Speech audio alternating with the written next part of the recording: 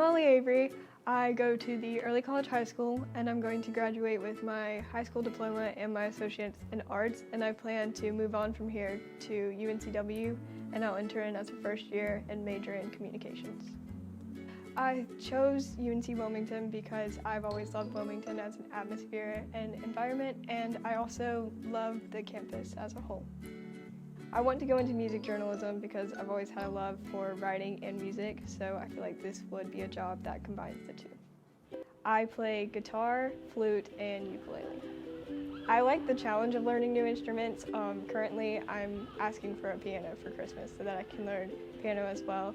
I just find it fun to sit down and struggle through a song, and then when I complete the song or get through it, it's really satisfying. I think that social media platforms are going to have a hold on the music industry because platforms like TikTok are causing people to focus on catchy hooks, and so I feel like lyrics can kind of get lost because people are so worried about the production and making sure that they have a catchy tune that people are listening to. I think music journalism will be changed by the move from print publication to digital publication. I tend to look for my favorite artists, so I'll look up my favorite artists and I'll read publications based off of that. So I feel like now there aren't really people you look towards, it's more you're looking for your favorite artist. I know there's an Instagram account I follow, and I think they're called like 20, I'd have to look on my Instagram, but they're a music blog, and so they write about a bunch of indie artists, and that's how I found new artists. But they're really small, like they get maybe 50 likes on each of their pictures, but I think they're interesting, so. Yeah, that could be me, I should work for them.